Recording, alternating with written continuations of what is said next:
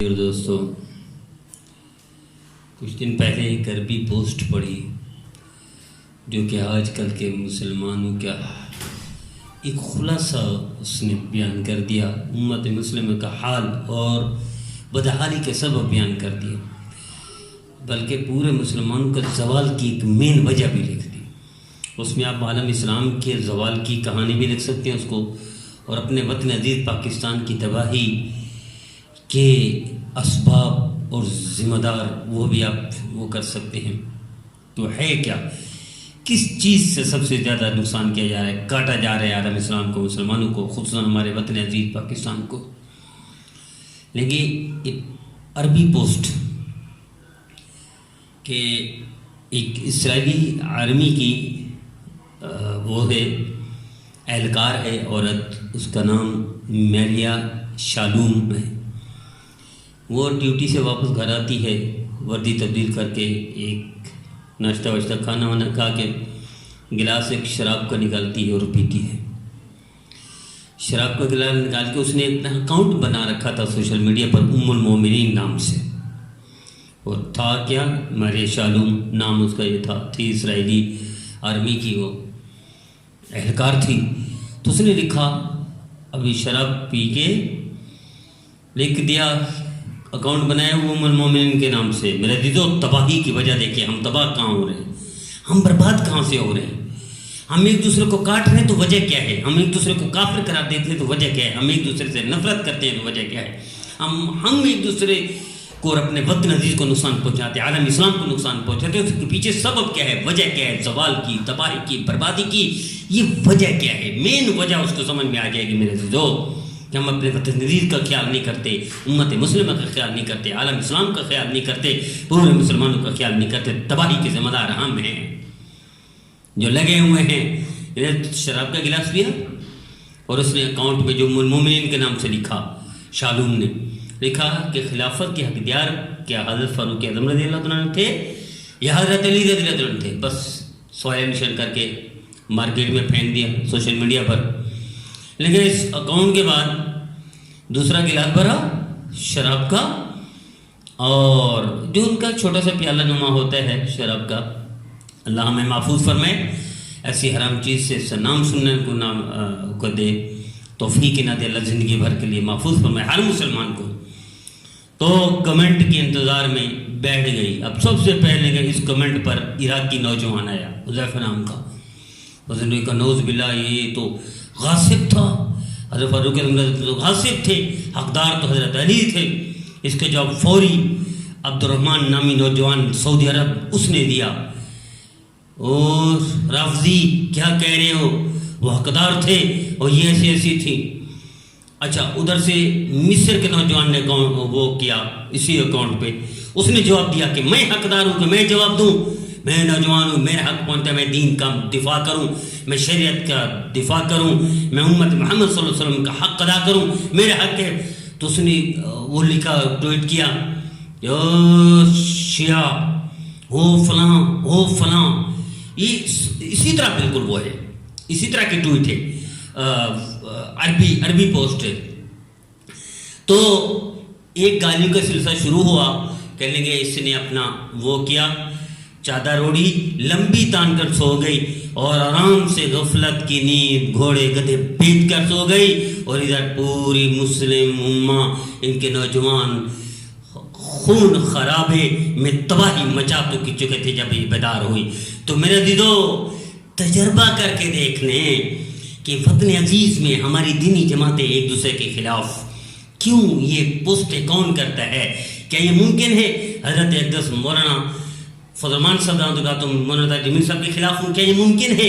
کیا یہ ممکن ہے مولانا تاج جمیل صاحب ان کے خلاف ہوں؟ ممکن ہے کوئی دینی جماعت ایک دوسرے کے خلاف ہو؟ کیا یہ ممکن ہے ایک دینی جماعت دوسرے کے خلاف ہو؟ یا تبلیغ والے جہاد کے خلاف ہو؟ ممکن ہے؟ یا جہاد والے تبلیغ کے خلاف ہو؟ ممکن ہے؟ ممکن ہی نہیں ہے۔ تصوف والے مدارس کے خلاف ہو؟ ممکن ہے؟ نہیں ممکن۔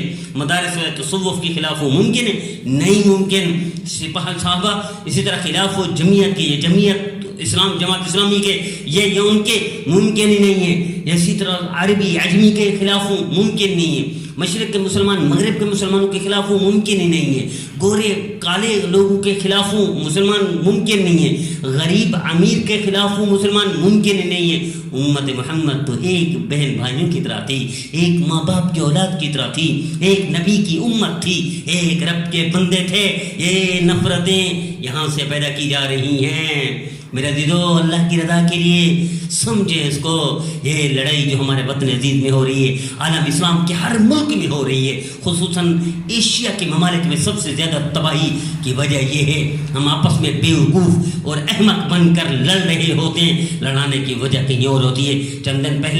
چند سال پہلے میں تعلق میں پڑھتا تھا, ایک پوسٹ دیکھی تھی, کارٹون, بیرونی اخبار کا کارٹون, دوسرے ملک کا غیر مسلم ملک کا کارٹون. ایک ایجنسی کا اہلکار کھڑا ہوا ہے کہ دیوبندی کو کہتا ہے بریلوی کافر ہے, پھر وہی دوسرے کے پیچھے کھڑا ہوا ہے, دھکا دے رہا ہے, تو کہے کہ یہ بریلوی کافر ہے, یہ کہے دیوبندی کافر ہے. یہ ایجنسی کا یہی اہلکار ادھر بھی کھڑا ہوا ہے, اس کو دھکا دے رہا ہے بریلوی کافر ہے, ادھر اسی کے پیچھے بریلوی کو کہہ رہا ہے دیوبندی کافر ہے. اور یہ پھر آرام سے ٹہکا وہ کر کے لات پہ لات رکھ کے پاؤں پہ پاؤں رکھ کے بیٹھا ہوا کش لگا رہے سگریٹ کا, اور یہ آپس میں لڑ رہے ہیں. میرا عزیزو, یہ حال ہے امت مسلمہ کا.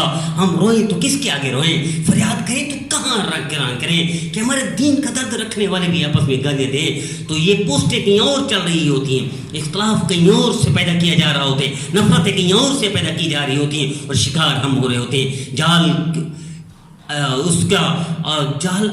اسرائیل سے پھینکا جا رہا ہے, شکار اس کے مسلمان ہو رہے ہیں, اور تباہی مسلمانوں کی ہو رہی ہے. آپس میں خون ہو رہے ہیں, آپس میں نفرتیں بڑھ لی ہیں, خلیجیں بڑھ لی ہیں. ہم اپنے وطن کو, پاکستان کو بھی نقصان دے رہے ہیں, امت مسلمہ کو بھی نقصان دے رہے ہیں, پورے عالم اسلام کو نقصان دے رہے ہیں. ٹوٹ پھوٹ کا شکار ہیں, افتراق انتشار اور تباہی کا شکار ہیں. اور ایسے بیوقوف ہم سادے لوگ ہیں, سوچتے ہوئی لڑائی ہو کہاں سے رہی ہے.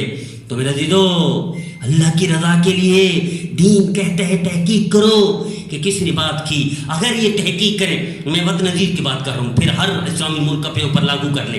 وطن عزیز میں تحقیق کی جائے, مولانا تاجمین صاحب کے خلاف پوسٹیں اگر چلنی ہے جمعیت میں, کوئی جمعیت کا مسلمان, کوئی عالم مسلمان, کوئی جمعیت کا کلمہ پڑھنے والا مسلمان مولانا تاجمین صاحب کے خلاف پوسٹ نہیں چلا سکتا. اسی طرح پھر حضرت مولانا فضل صاحب کے خلاف کوئی بھی شخص مسلمان, ان کے خلاف وہ عالم ہیں, وہ اللہ کے رسول کے نیب ہیں, کیسے پوسٹ مسلمان نہیں چلا سکتا. میرے عزیزو, ادھر بھی کوئی غیر مسلم ہے, ادھر بھی غیر مسلم ہے, ادھر بھی جمعیت ہے, ادھر سپاہ ہے, ادھر بھی غیر مسلم, ادھر بھی غیر, جو اختلاف پیدا کر رہے ہیں. مسلمان کا بھائی ہے, دشمن نہیں ہے. مسلمان کا خیر ہے, خیر خواہ ہے, وہ بدخواہ نہیں ہے, اچھا ہی چاہتا ہے, برائی نہیں چاہتا, بھلائی چاہتا ہے, بہتری چاہتا ہے. مسلمان کی کیسے ہو جائے گالی دے دے, اور اپنی ماں کو گالی دے, مسلمان کیسے گالی دے گا, اپنی ماں اور باپ کو دے گا.